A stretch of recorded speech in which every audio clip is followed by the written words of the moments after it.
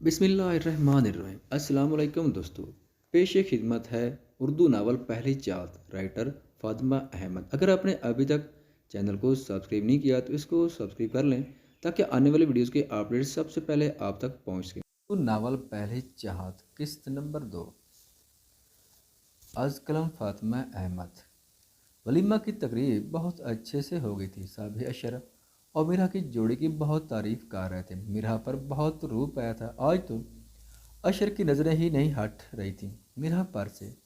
वलीमे की तकरीब ख़त्म हो गई तो वो लोग घर आ चुके थे। मीरा को आज ज़्यादा थकावट हो गई तो वो जल्द ही सो गई।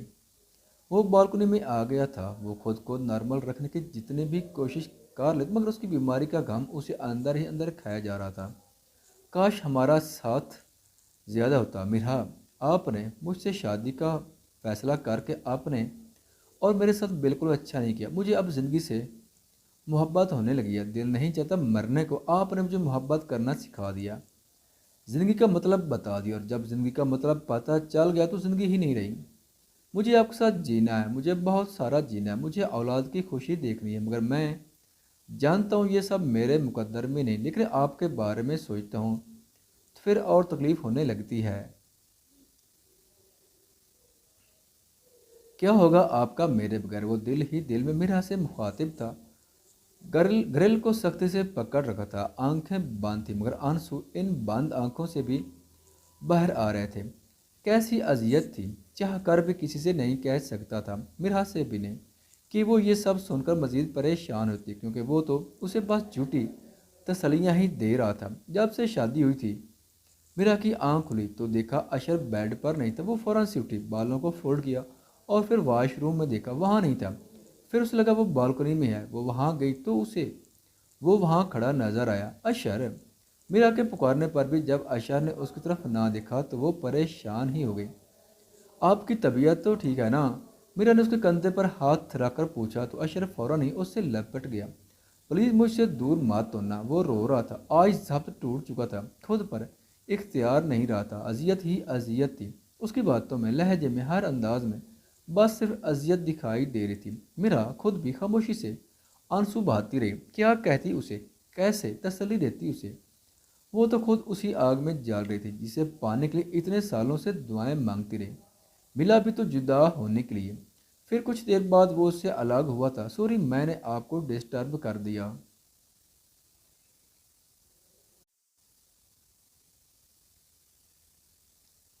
आप जाकर सो जाएं। वो फिर से ग्रिल पर हाथ रखे आसमान की तरफ देखने लगा था। डिस्टर्ब तो आपकी वजह से मैं 10 साल पहले ही हो गई थी। अब तो दिल को सुकून मिला है आपको पाकर। और नाउम्मीद क्यों होते हैं? डॉक्टर चाहे कुछ भी कह दे, अल्लाह की ज़ात से इंसान को कभी भी नाउम्मीद नहीं होना चाहिए। वो उसके कंधे से सर टिकाए उसे तसल्ली देने लगी। आ जाए अंदर, मुझे आपके बगैर नींद नहीं आती अब। वो उसका हाथ पकड़े उसे कमरे में ले आई थी। वो बेड पर लेट गया तो मिरा ने भी उसके सीने पर सर रखकर आंखें मूंद ली थी। अशर तो सो गया मगर मिरा की नींद हराम हो चुकी थी। वो अशर के पास से उठ के वज़ू किया और रो रो कर अशर की सेहत याबी के लिए दुआएं मांगती रही, यहाँ तक कि फजर की आज़ान हो गई। नमाज अदा करके उसने अशर को जगाया था। उठ जाएं प्लीज़, फजर की नमाज पढ़ ली। मिरा ने अशर के चेहरे पर हाथ रखते उससे कहा तो अशर ने उसका हाथ चूम लिया। शुक्रिया, बहुत शुक्रिया मेरी ज़िंदगी में आने के लिए। अशर ने मीरा का हाथ चूमा और फिर वज़ू करने के लिए चला गया। मीरा सारी रात नहीं सोई थी, इसलिए उसे बहुत नींद आ रही थी। दिल पर बहुत बोझ था। कुछ आंसू आंखों से निकलकर तकिए में जज़ब हो गए थे। वो जब नमाज पढ़कर फारिग हुआ तो देखा मीरा गहरी नींद में थी। उसके बालों की कुछ लिटें उसके चेहरे पर आ रही थी।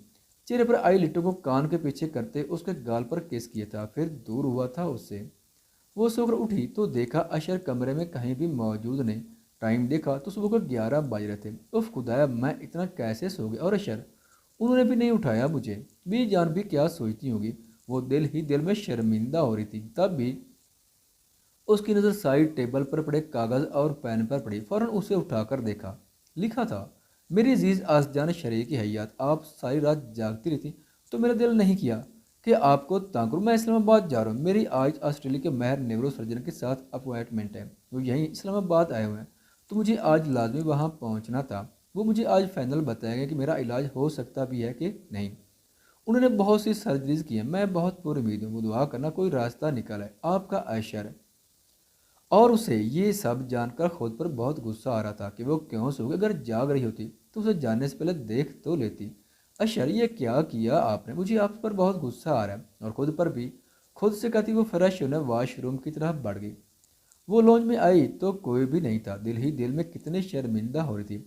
شادی سے پہلے تو اور بات تھی، مگر اب سسرال میں اتنی دیر سے اٹھنا اسے خود اچھا نہیں لگ رہا تھا۔ وہ بھی جان کے کمرے میں چلی گئی، دروازہ ناک کر کے اندر گئی تو وہ اشر سے فون پر بات کر رہی تھی۔ مرحا نے انہیں سلام کیا تو سلام کا جواب دیتے انہوں نے اس کے سر پر ہاتھ پھیرا تھا۔ یہ بات کر لو اپنی بیگم سے، آ گئی ہے۔ انہوں نے موبائل مرحا کی طرف بڑھایا، مرحا نے سلام کیا تو بہت محبت سے سلام کا جواب دیا گیا۔ مرحا کا دل کیا خوب باتیں سنیں اپنے شوہر کو، پھر ساس کی وجہ سے ایسا نہ کر سکے۔ کیسے ہیں آپ؟ مرحا نے بھی مسکراتے ہوئے پوچھا۔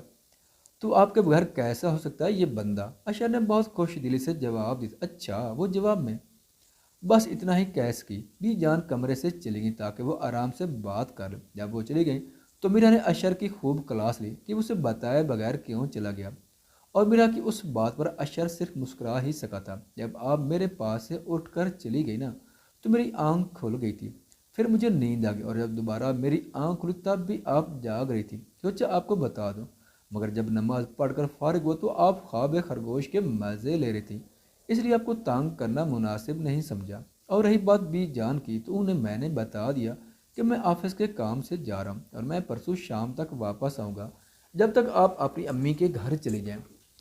میں نے بی جان سے کہہ دیا آپ کو فیصل بھائی چھوڑ دیں گے۔ عائشہ نے ایک سانس میں ساری تفصیل بتا دی اسے۔ اچھا یہ سب چھوڑیے، یہ بتائیں کہ ڈاکٹر سے کتنے بجے کی اپوائنٹمنٹ ہے؟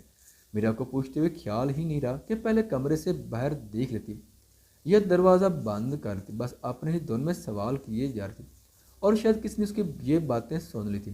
آج شام میں 6 بجے، پھر کل کچھ اور ٹیسٹ ہوں گے تو پرسوں شام میں گھر واپس پہنچوں گا۔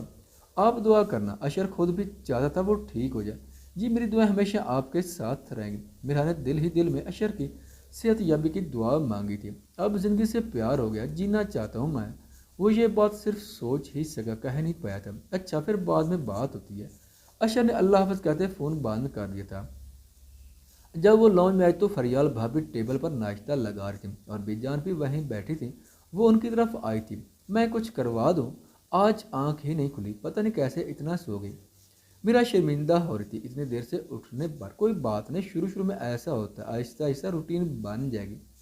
وہ اسے مانے خیز نظر سے دیکھتے ہوئے بولی تو میرا کے چہرے کا رنگ یک دم ہی سرخ پڑ گیا۔ کوئی بات نہیں، ہو جاتا ہے کبھی کبھار، میں بھی زیادہ سو جاتی ہوں۔ بی جان نے میرا کا سرخ پڑتا چہرہ دیکھا تو بات ہی بدل دی، اور میرا ان کی بات پر بس ہلکا سا مسکرا دی۔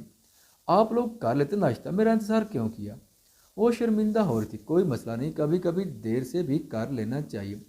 فریال بھابھی نے یہ کہتے ہوئے چائے سرو کرنا شروع کر دی، پھر ان تینوں نے مل کر ناشتہ کیا تھا۔ آج شادی کے بعد پہلی بار وہ اشر کے بغیر ناشتہ کر رہی تھی اور اسے بہت مس کر رہی تھی۔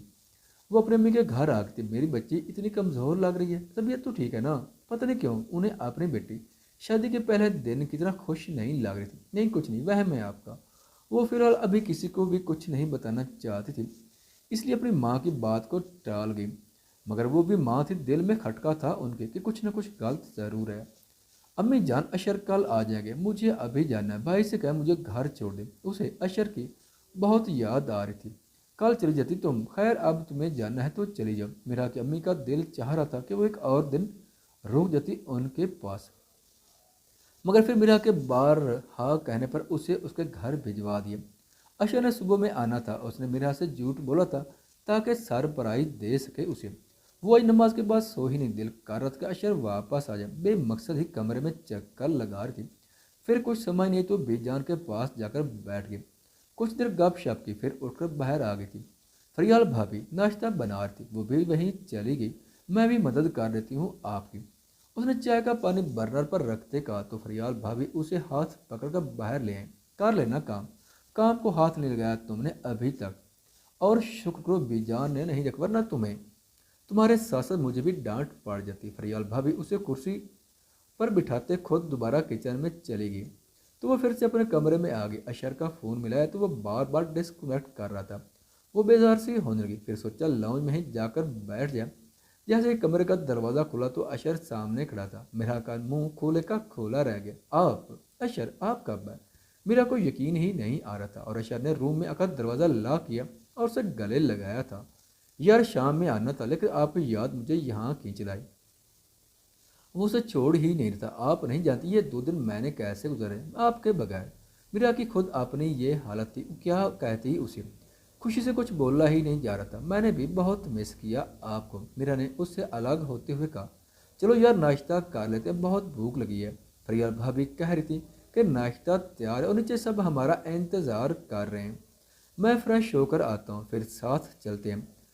وہ یہ کہتے واش روم کی طرف بڑھ گیا تھا۔ وہ لوگ جب ناشتہ کر رہے تھے تو بی جان بار بار اشر کو گہری نظروں سے دیکھ رہی تھی، سب کچھ سمجھنے کی کوشش کر رہی ہوں، اور یہ بات اشر کے ساتھ ساتھ میرا نے بھی نوٹ کی تھی۔